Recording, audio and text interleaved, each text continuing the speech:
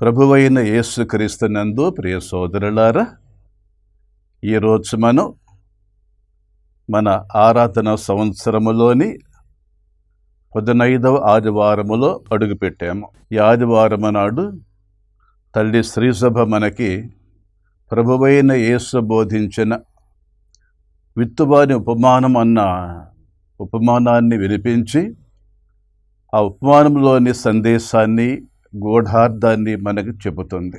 మత్తయి సువార్త 13వ అధ్యాయములో 18వ వచనము నుండి 23వ వచనము వరకు యేసు ఇట్లు బోధించెను. విత్తువాని ఉపమాన భావమును ఆలకింపుడు. రాజ్యమున గూర్చిన సందేశమును విని దాన్ని గ్రహింపని ప్రతివాడు త్రోప్రక్కన పడిన విత్తనమును పోలియున్నాడు. దుష్టుడు ఏతించి వాని హృదయములో నాటబడిన దానిని ఎత్తుకుని పోవును. రాతి నేలపై పడిన విత్తనము దైవ సందేశమును వినిన వెంటనే సంతోషముతో స్వీకరించు వారిని సూచించుచున్నది. అయినను వారిలో వీరు లేనందున అది కొలకాలం మాత్రమే నిలుచును. ఆ సందేశము నిమిత్తమై శ్రమ అయినను లేదా హింస అయినను సంభవించినప్పుడు అతడు వెంటనే తొట్టిలను. ముండ్ల పొదలలో పడి విత్తనమును పోలినవాడు వెంటనే సందేశమును ఆలకించును. కానీ ఐహిక విచారము, ధన వ్యామోహము దానిని అణచివేయను, కనుక వాడు నిష్ఫలుడగను. సారవంతముగా నేలయందు పడిన విత్తనమును పోలినవాడు సందేశమును విని గ్రహించి 100 60 30 ఫలించును. ఇది క్రీస్తుని సువిశేషము.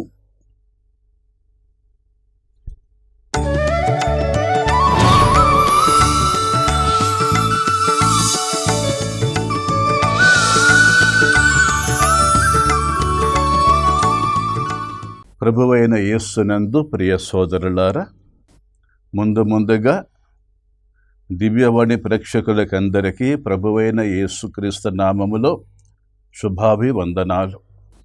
ఈ ఆదివారం నాడు ప్రభువే స్వయంగా ఈ ఉపమాన భావాన్ని చెప్పాడు కాబట్టి దాని సందేశాన్ని గ్రహించడం మనకు చాలా సులువుగా ఉంటుంది.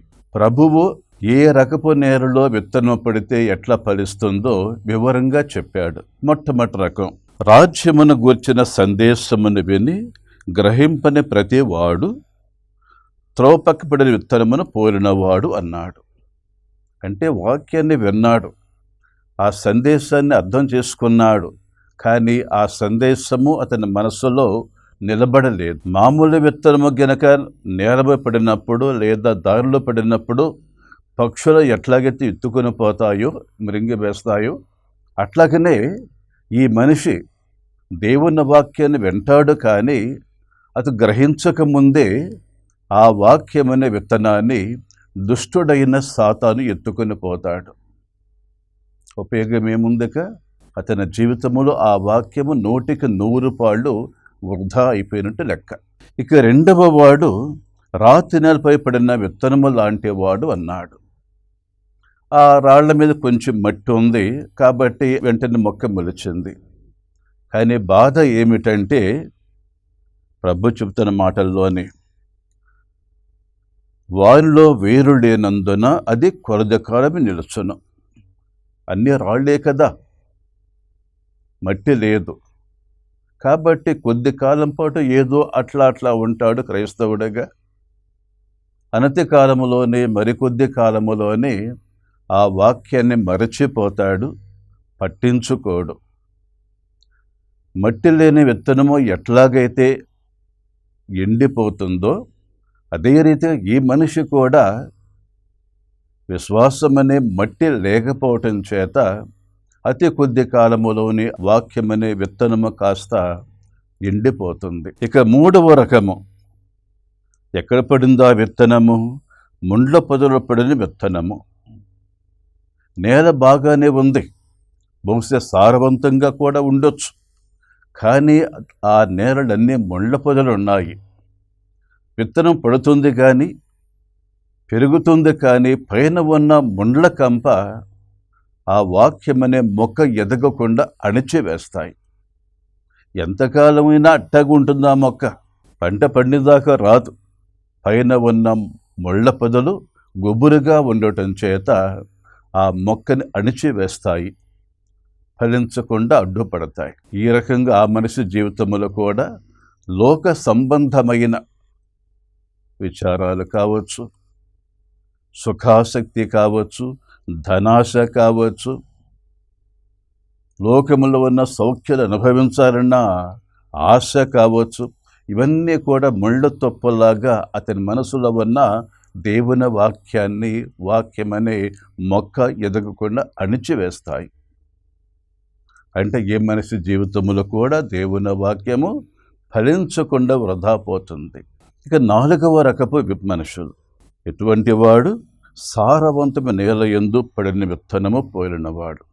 నేల సారవంతంగా ఉంది అంటే బాగా దున్నాడు రైతు, అదును చూసి విత్తనము చల్లాడు, నేల బాగుగా ఉంది, రాళ్ళు రప్పలు లేవు, ముళ్ళ తుప్పలు లేవు, ముళ్ళ కంచెలు లేవు.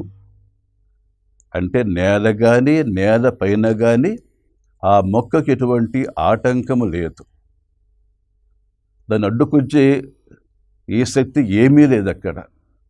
రాళ్ల రూపంలో లేదు, ముళ్ళ కంప రూపంలో లేదు. కాబట్టి నేలలో పడిన ఆ విత్తనము చక్కగా ఫలించిందట. ఎంత బాగా ఫలించిందంటే 100 అంతలుగా, 60 అంతలుగా, 30 అంతలుగా ఫలించింది. ప్రభు ఉపమానము చెప్పినప్పుడు ఆయన కళ్ళ ముందు సామాన్య జనులు ఉన్నారు. వాళ్లలో ఎక్కువ మంది వ్యవసాయదారులు. మైదానములాగా ఉంటుంది వాళ్ళ పొలం.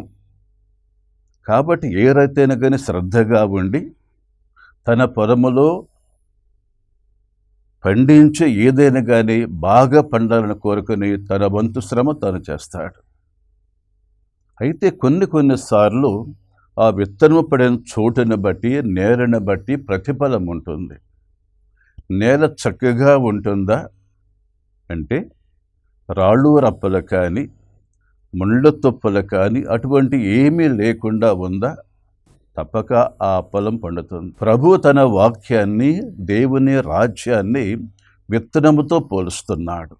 విత్తనము చల్లక ముందు, విత్తనం నాటక ముందు రైతు ఎట్లాగైతే ఆ నేలను సరిచేస్తాడో, అట్లాగనే ప్రభువు కూడా మన హృదయం అనే పొలములో తన విత్తనాన్ని నాటక ముందు మన హృదయాన్ని గమనిస్తుంటాడు.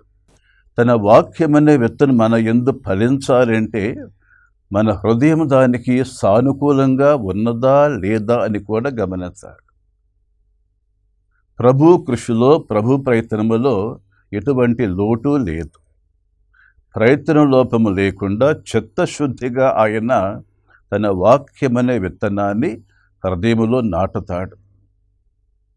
విత్తనము మంచిది అనగా దేవుని వాక్యమనే విత్తనము మంచిది, ఏ లోటు లేనిది, ఏ దోషము లేనిది, శక్తివంతమైంది. అయితే మరి అది పడిన చోటు ఎట్లా ఉంది? అది ఫలించటానికి, పెరిగి పెద్దది కావటానికి ఆ నేల ఎట్లా ఉంది?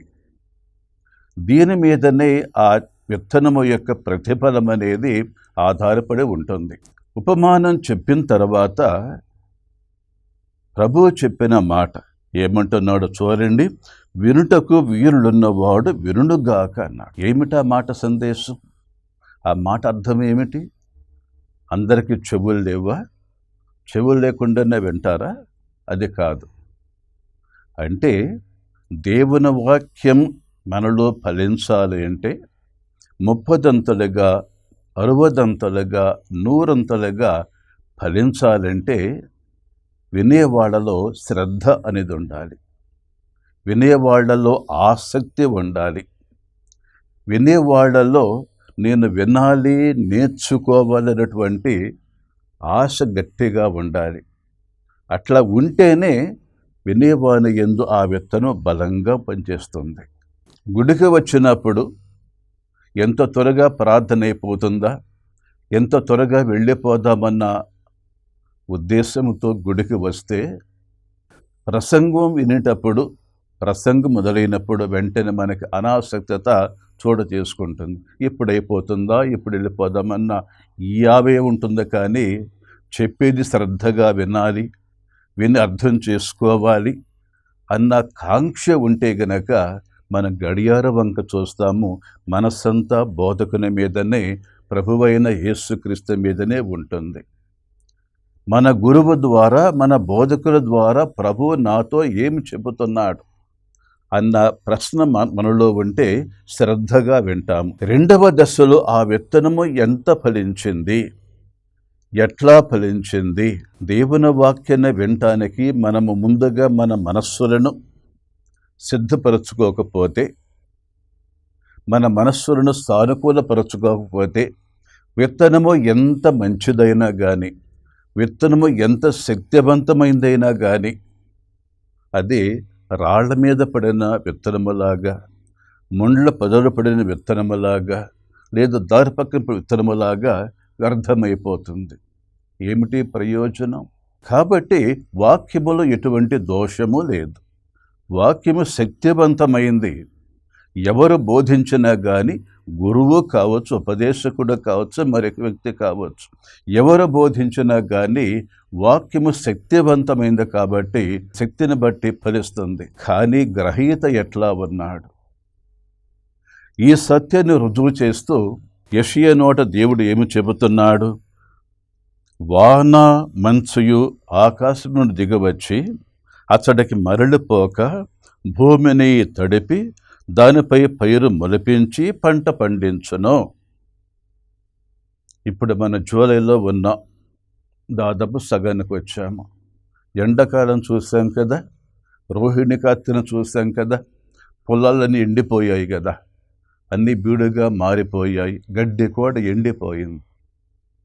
కానీ తొలకరి వాన కురవగానే మళ్ళా ప్రకృతి ఎంత పచ్చగా మారిపోవటం గమనించాం కదా. మన చుట్టూరా ఎండిపోయి ఉన్న పొలాలు కానీ, బీడులు కానీ అన్నీ కూడా పచ్చగా మారిపోయాయి. కారణం తొలకరి వాన. వాన పడిందో లేదో వెంటనే ప్రకృతిలో కలిగే మార్పు మనం చూస్తున్నాం. ప్రవక్త అయిన యెషయా నోట దేవుడు ఇదే మాట చెబుతున్నాడు. వాన మంచు ఆకాశం నుండి దిగవచ్చి అతడికి ఊరకనే మరలిపోక భూమిని తడిపి పంట పండించును. ఈ వాక్యం చెప్పిన తర్వాత ఇప్పుడు తన వాక్యం చెబుతున్నాడు. నా నోటి నుండి వెలువడు వాక్కు కూడా ఆ రీతిగానే ఉండును. అంటే అది నిష్ఫలముగా నా వద్దకు తిరిగరాక నేను పంపిన కార్యమును సాధించను. దేవుడు తన భక్తులైన ప్రవక్త ద్వారా మాట్లాడాడు, రాజుల ద్వారా మాట్లాడాడు, భక్తుల ద్వారా మాట్లాడాడు. చిట్ట చివరన తన కుమారుడైన యేసు నోట మాట్లాడాడు. ఎవరి ద్వారా మాట్లాడినా కానీ, ఎవరి ద్వారా ఏ సందేశము చెప్పినా కానీ అది నిష్ఫలముగా దేవుని వద్దకు తిరిగి వెళ్ళదు. ఒక భక్తుడు మాట్లాడినా, ఒక ప్రవక్త మాట్లాడినా, ప్రభువైన యేసు మాట్లాడినా, లేదా ఈనాడు అభిషిక్తులైన గురువులు మాట్లాడినా, ఎవరు చెప్పినా, ఎవరు మాట్లాడినా కానీ వారి బోధ వ్యర్థముగా పోదు.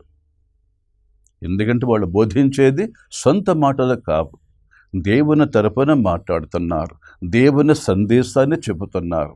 కాబట్టి వాళ్ళ బోధ యథార్థం కాబట్టి, శక్తివంతమైంది కాబట్టి వినే శ్రోతల మీద అది తప్పక పనిచేస్తుంది.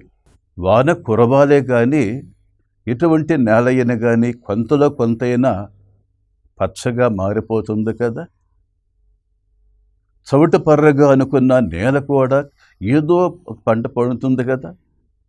గడ్డి కావచ్చు, ఏదైనా కావచ్చు. మరొకసారి ప్రభు చెప్పిన మాటల్లోని ఆ చివరి మాటలు ఏమిటవి? 100 60 30 ఫలించును. మరి నీ జీవితం ఎంత ఫలించాలని కోరుకుంటున్నావు? కొంచెం ఫలించాలని కోరుకుంటున్నావా? ఎంతో కొంత అనుకుంటున్నావా? అయితే నిండుగా ఫలించాలని కోరుకుంటున్నావా? భక్తులను చూడండి, తల్లి మరియను చూడండి. ఆమె దేవుని వాక్యాన్ని విన్నప్పుడు పూర్తిగా దేవుని వాక్యాన్ని అంగీకరించింది. ప్రభువా, నా చిత్తము కాదు నీ చిత్తమే, నేను నీ దాసురాలను అంటూ లోబడింది.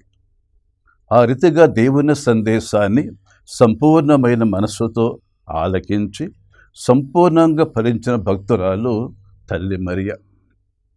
ఆ రీతి మనందరికీ ఒక చక్కటి ప్రేరణగాను స్ఫూర్తిదాతగా నిలుస్తుంది తల్లి మరియ. ఎంత చక్కగా వినింది. నీతిమంతుడైన యోసేపు గారు దూత చెప్పగానే మారు మాట ఆడకుండా, ఇంకో మాట చెప్పకుండా దూత చెప్పినట్టు చేశాడంతే. కష్టమనిపించి ఉండొచ్చు, ఆయనకి బాధగా తోచి ఉండొచ్చు, కానీ దూత చెప్పాడు కాబట్టి దూత మాటకు లోబడి దూత చెప్పినట్లుగా చేశాడు. పాత నిబంధనములో సమూయేలు ప్రవక్త రాత్రివేళ దేవుడు అతనితో మాట్లాడినప్పుడు, ప్రభువా నీ దాసుడు వినటానికి సిద్ధంగా ఉన్నాడు, మాట్లాడు ప్రభువా అన్నాడు. ఎంత చక్కటి ఆదర్శం! సమూయేలు ప్రవక్త కావచ్చు, నీతిమంతుడైన యోసేపు గారు కావచ్చు, తల్లి మరియ కావచ్చు, వీరందరూ దేవుని వాక్యానికి పూర్తిగా లోబడిన వాళ్ళు. ఈరోజు మనం కూడా దేవుని వాక్యాన్ని మనసారా విందాము. ఆ దేవుని వాక్యం మనలో సంపూర్తిగా, అనగా 100% ఫలించేలాగా చేయమని దేవునికి వేడుకుందాం. ప్రభు యొక్క ఆశీస్సులు మీకందరికీ తోడై ఉండాలని మా ప్రార్థన. ప్రభువు మీతో ఉండునుగాక. సర్వశక్తి గల సర్వేశ్వరుడు, పిత, పుత్రుడు, పవిత్రాత్మ మేము దీవించి కాపాడునుగాక. ఆమేన్.